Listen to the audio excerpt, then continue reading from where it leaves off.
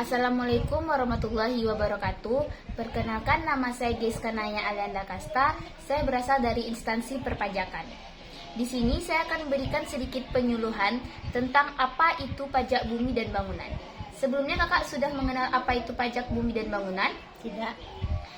Pajak bumi dan bangunan itu merupakan sebuah biaya yang harus dibayar disetorkan atas keberadaan tanah dan bangunan yang memberikan keuntungan dan kedudukan sosial ekonomi bagi seseorang ataupun badan.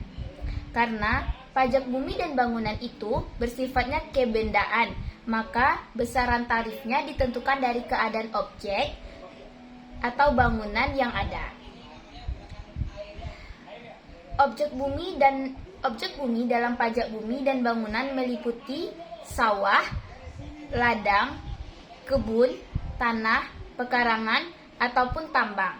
Sedangkan untuk objek bangunan dalam pajak bumi dan bangunan itu meliputi rumah tinggal, bangunan usaha, gedung bertingkat, pusat perbelanjaan, kolam renang, ataupun jalan tol.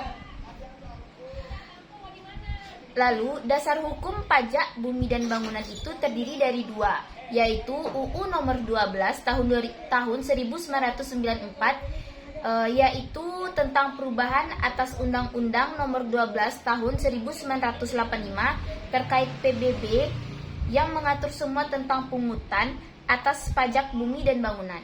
Yang kedua yaitu Undang-Undang nomor 28 tahun 2009 tentang pajak dan retribusi daerah yang menjelaskan tentang bahwa pemerintah kabupaten atau pemerintah kota memiliki wewenang dalam melakukan pungutan pajak dan bumi dan perkotaan atau disingkat dengan PBB P2.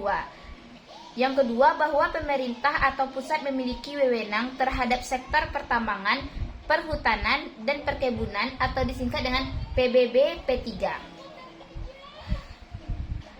Lalu cara menentukan perhitungan pajak bumi dan bangunan itu terdapat 3 tahap, yaitu menentukan nilai jual objek atau disebut dengan NJOP, dan yang kedua menentukan nilai jual kaya pajak atau nilai jual kena pajak atau disingkat dengan NJKP, dan yang ketiga yaitu menghitung pajak bumi dan bangunan atau PBB. Baiklah, hanya itu yang dapat saya sampaikan. Apakah sejauh ini kakak sudah mengerti apa itu pajak bumi dan bangunan? Alhamdulillah sudah. Baiklah, hanya itu yang dapat saya sampaikan. Lebih dan kurangnya saya minta maaf. Assalamualaikum warahmatullahi wabarakatuh.